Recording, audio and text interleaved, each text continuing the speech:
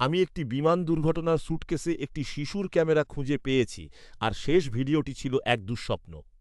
আমি আলাবামার unclaimed baggage সেন্টারে intact বিভাগে কাজ করি। বেশিরভাগ ব্যাগই খুব সাধারণ কিন্তু তারপর আমি এটা খুঁজে পেলাম, একটা পুরনো সিফোম গ্রিন রঙের রোলার ব্যাগ। ভেতরে ছিল একটি সস্তা ইউনিকর্ন থিমের ডিজিটাল ক্যামেরা।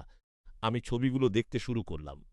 একটি সুখী ছোট্ট মেয়ে, তার বাবা মা, আর তারপর তাদের গেটের একটি ছবি, অরল্যান্ডোর উদ্দেশ্যে ফ্লাইট ১৯১০। আমার রক্ত হিমহরে গেল। আমি ওই নম্বরটা চিনতাম। ফ্লাইট ১৯ ছিল সেই বিমানটি যা ন্যাশভিলের কাছে বিধ্বস্ত হয়েছিল। বিমানে থাকা প্রতিটি মানুষ মারা গিয়েছিল। আমি একটি ভিডিও পেলাম। মেয়েটি ফ্লাইট অ্যাটেন্ডেন্টকে রেকর্ড করছিল। প্রথমে সব স্বাভাবিক মনে হচ্ছিল।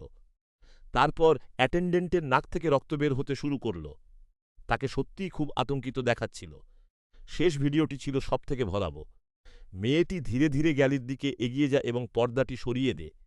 মেঝে রক্তে ভেসে যাচ্ছিল। সে ক্যামেরাটা উপরের দিকে ঘুরিয়ে ধরে, আর দেখা যাকেও ফ্লাইট অ্যাটেন্ডেন্ট মাকসার মতো সিলিংয়ে লেপ্টে আছে। তার চোখগুলো ছিল সম্পূর্ণ কালো। সে সরাসরি লেন্সের দিকে তাকিয়েছিল। তারপর এক মহিলার চিৎকারের সাথে ধাতব কিছু ছিঁড়ে যাওয়ার মতো এক শব্দ শোনা গেল। কেবিনটা কেঁপে উঠল। ফ্লাইট অ্যাটেন্ডেন্ট ৪ পায়ে সিলিং দিয়ে দ্রুত ছুটে গেল, আর জানালাটা ভেঙে চুরমার হয়ে গেল। পরের দিন সকালে আমি আমার বসকে ওই ক্যামেরাটি সম্পর্কে জিজ্ঞেস করলাম। তিনি আমাকে বললেন যে আগের দিনই এক মহিলা এটি নিতে এসেছিলেন। এক মহিলা? আমি জিজ্ঞেস করলাম। হ্যাঁ, একজন সোনালী চুলের মহিলা, আমার বস বললেন। তার কাশি থামছিল না। তিনি শুধু জানতে চেয়েছিলেন যে কেউ ভিডিওগুলো দেখেছে কিনা।